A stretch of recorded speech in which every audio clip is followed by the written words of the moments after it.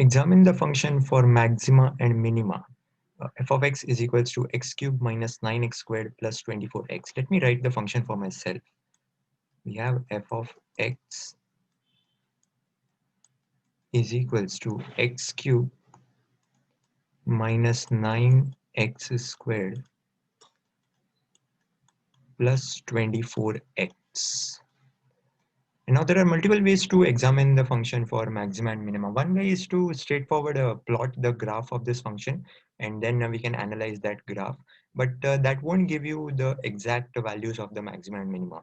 So we have to resort to the theory of derivatives. And the theory of derivatives simply tells you to first find the first derivative of this function.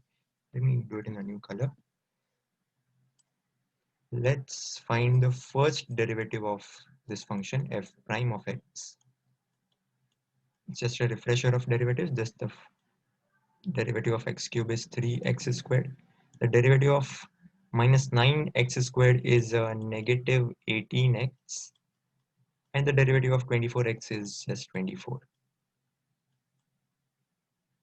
And to find the minimum and maximum, what we do is we say that we evaluate this derivative, or we say that this derivative is equals to 0, because the derivative just shows you the slope, and at the maximum and the minima the slope is 0.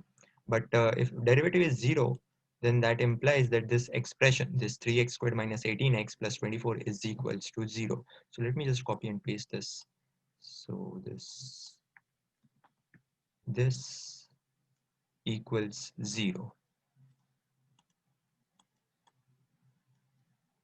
And the way to solve this would be just first of all, we realize that 3 is a common factor for all of those.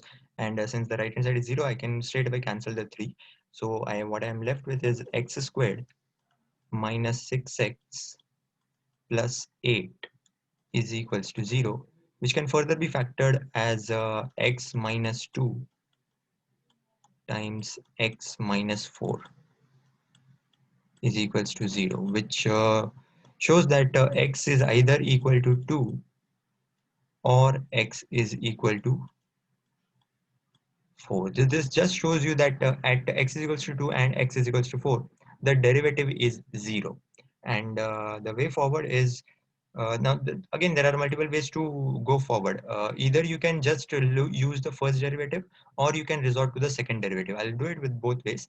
What you do is, for the first derivative, you evaluate the first derivative around these points, because we know that the derivative at these points is 0, but what happens around these points? So let me first of all mark these points on the number line. We have x is equals to 2 here and x is equals to 4 here, and around, let's say first we concentrate on 2.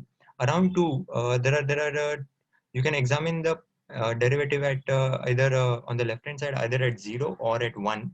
And let me evaluate the derivative at 0. So what I want to do is I want to find the derivative at 0. But if I recall properly, that my derivative is 3x squared minus 18x plus 24, and therefore at x is equals to 0, the derivative will come out to be 24. What is important is that this derivative is positive. So what this shows is that the function is increasing at x is equals to 0, and we know that the derivative is 0 at 2. So before 2, the function is increasing. Let's see what happens after 2. Let me take a candidate point, x is equals to 3. So f prime of 3, if I evaluate it properly, again, if I recall correctly, my function was 3 times x squared, so it will be 3 times 3 squared. Then it was negative 18x, so it's negative 18 times 3 plus 24. And let's see, what's this 3 times 9, and this is 3 times 18. So after subtraction, what I'll be left with is 3 times negative 9, I suppose. So it's 3 times negative 9 is negative 27, and if I add a 24 to it, what I'll be left with is a negative 3. What is important is that this result is a negative number. This is negative.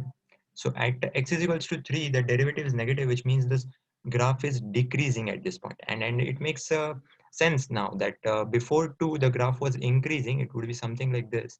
At 2 it's the derivative is 0, so the graph would be stand still, and after 2 the graph is decreasing, so it will look something like this. So which clearly shows that this x is equals to 2, the graph attains local maxima.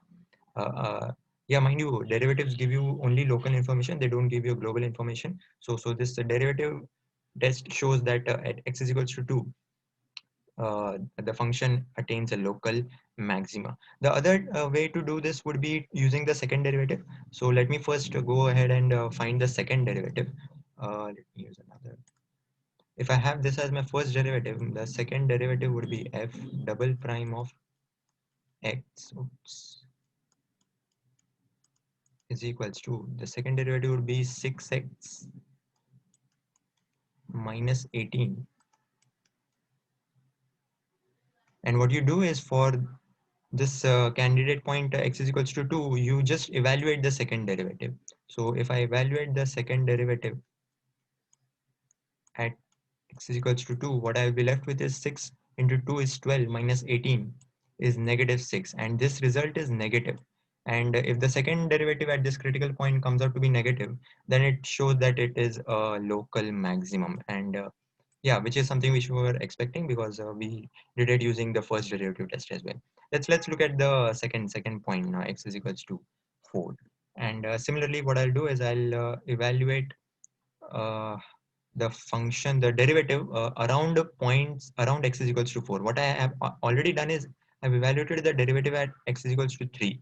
So I know before 4 the function is decreasing because the derivative is negative. Let me see what happens after 4. Let me take a candidate point as let's say 5.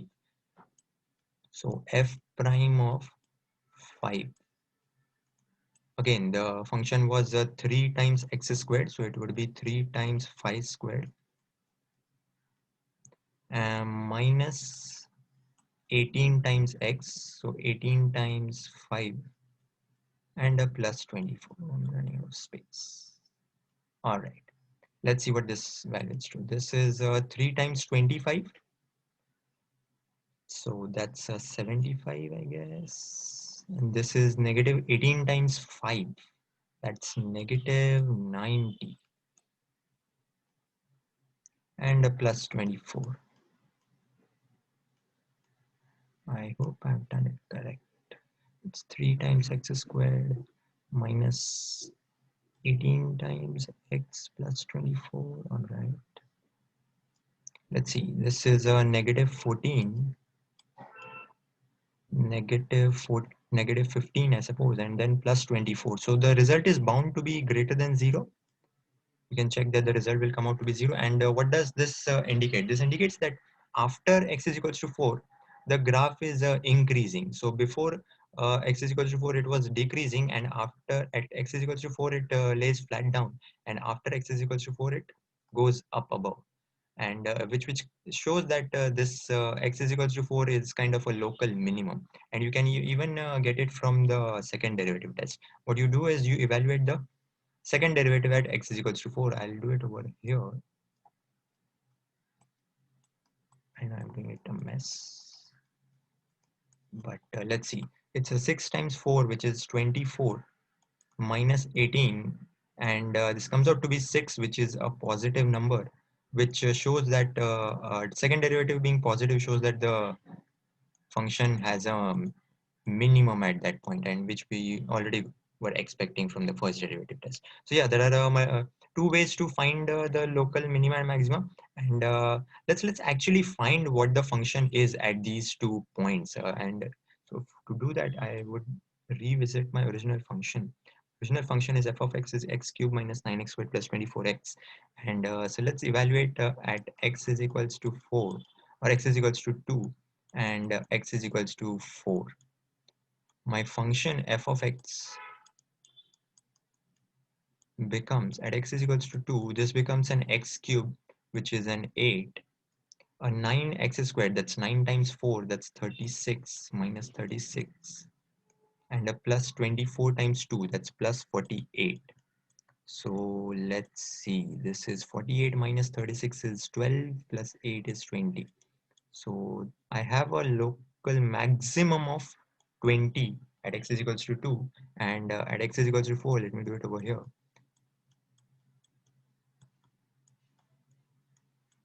It's x cube. 4 cube is 64 minus 9x squared. Let's do it carefully. X squared is 16. So 9 times 16 is 144, I guess. Oh, it's a negative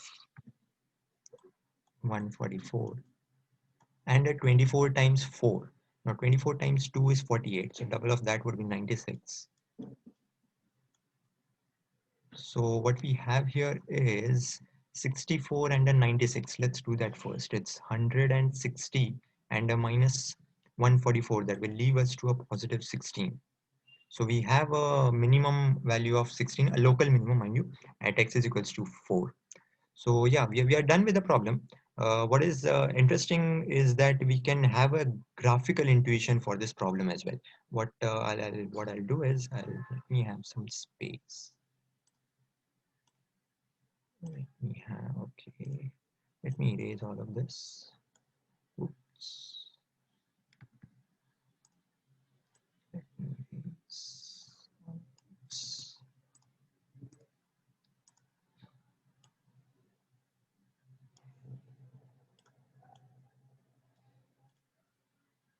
All right.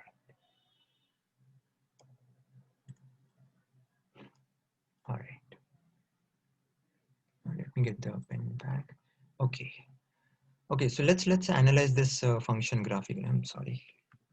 Get the brush.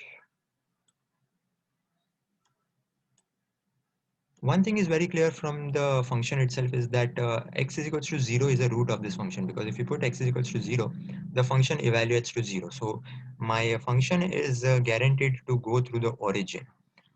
This is the point that will lie on the function, definitely, that will lie on the graph, definitely. Now we have interesting points at x is equals to 2 and x is equals to 4.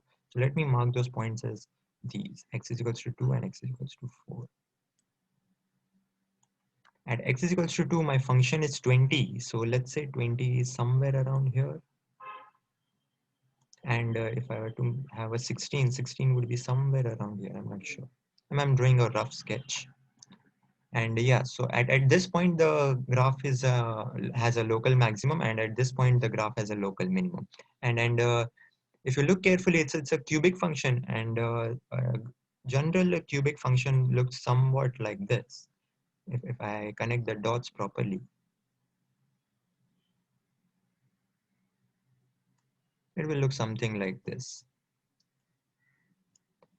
So yeah, this is the graphical intuition for this function, and we have incorporated the idea that it has a local maximum at x is equals to 2 and local minima at x is equals to 4.